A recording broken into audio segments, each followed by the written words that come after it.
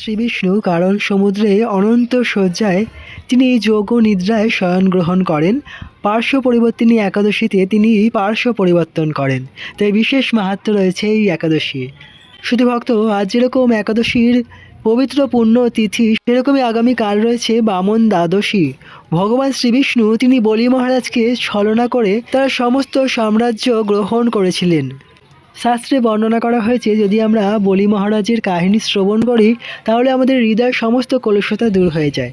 তো শুধু ভক্ত, আমরা একাদশীর মাহাত্ম্যর সাথে সাথে বলি মহারাজের আবির্ভাব তিথির মাহাত্ম্য কথা শ্রবণ করব। তো এই ভিডিওটি আপনারা সম্পূর্ণ শুরু থেকে শেষ পর্যন্ত দর্শন করুন। রাধে রাধে।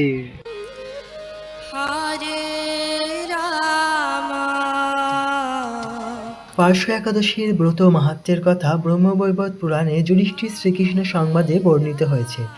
একদা যুধিষ্ঠির মহারাজ ভগবান শ্রীকৃষ্ণকে প্রশ্ন করলেন, হে কৃষ্ণ, এই ভাদ্র মাসের শুক্লপক্ষিয়া একাদশীর নাম কি?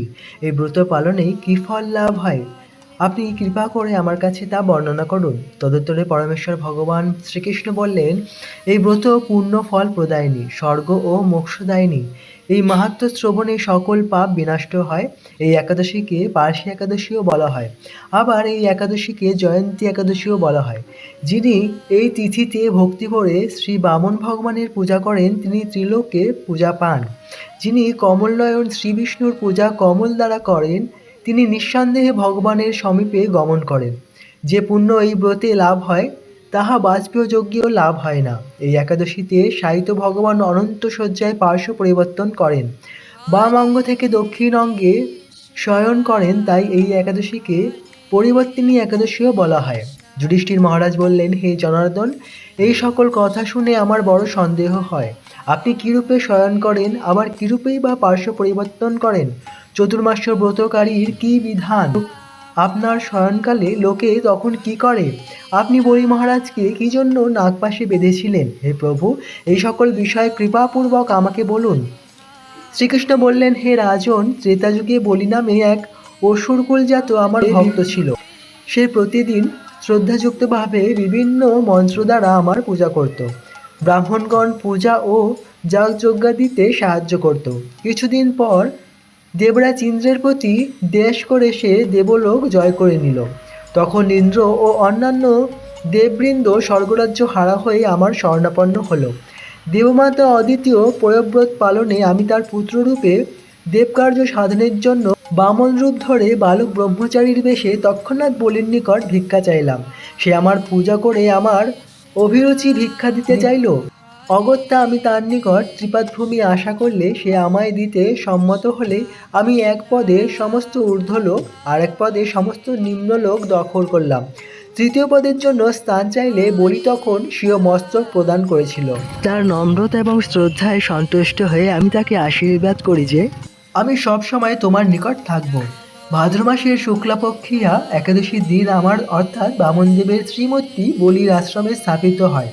আমার দ্বিতীয় মূর্তি ক্ষীরসাগরে অনন্ত শয্যায় শায়িত অবস্থায় স্থাপিত হয়েছে। তাহলে শয়ন থেকে উত্থান একাদশী এই 4 মাসকাল চতুর্মাস্য ব্রত নামে পরিচিত। এই সময় ভগবান অনন্ত শয্যায় শায়িত থাকেন। চতুর্মাসকালে আমার আরাধনা ও পঠিতা একাদশী পালন করতে হয়। এই একাদশীর ব্রত পালনে ভববন্ধন ক্ষয় ও আমাতে ভক্তির উদয় হয়, অন্তে আমার ধাম প্রাপ্তি হয়। এই একাদশী ব্রত শ্রবণে জীবের সকল পাপ বিনষ্ট হয়। শুধু ভক্ত, পরমেশ্বর ভগবান শ্রীকৃষ্ণ একসঙ্গে দুটি মাহাত্ম্য কথা শ্রবণ করিয়েছেন আমাদের। এক হচ্ছে পার্শ্ব একাদশীর মাহাত্ম্যের কথা, আর দ্বিতীয় হচ্ছে বামন দ্বাদশীর মাহাত্ম্যের কথা। বলা হয়, যদি আমরা বামন দ্বাদশীর মাহাত্ম্যের কথা শ্রবণ করি তাহলে আমাদের সমস্ত ভববন্ধন নাশ হয়, আমরা ভগবত ধামে ফিরে যেতে পারি। তো শুধু ভক্ত, আপনার সকলেই আজকের এই বিশেষ তিথিতে কীভাবে বামনদেব বলি মহারাজকে ছলনা করেছিলেন সেই লীলাটি শ্রবণ করতে পারেন। এছাড়াও আজকের তিথিতে বিশেষ করে একাদশীর মাহাত্ম্য কথা এবং লীলা পুরুষোত্তম শ্রীকৃষ্ণ গ্রন্থ আপনারা পাঠ করতে পারেন, গীতা ভাগবতম গ্রন্থ আপনারা পাঠ করতে পারেন।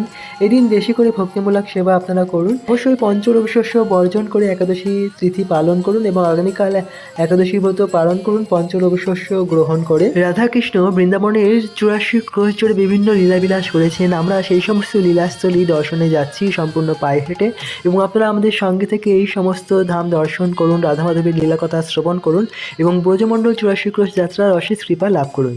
ধন্যবাদ সুধী ভক্ত, এভাবেই আপনারা সকলে আমাদের সঙ্গে থাকুন। হরে কৃষ্ণ কৃষ্ণ কৃষ্ণ হরে হরে, হরে রাম রাম রাম হরে হরে। আর একাদশী পালনের সময়সূচি আমরা আমাদের ভিডিওর ডেসক্রিপশনে দিয়ে দিচ্ছি, আপনারা সেখান থেকে সেই সময় মতো আপনারা পালন করে নেবেন ভগবানের পঞ্চরোগ শস্য জাতীয় প্রসাদ গ্রহণ করে। ধন্যবাদ। রাধে রাধে।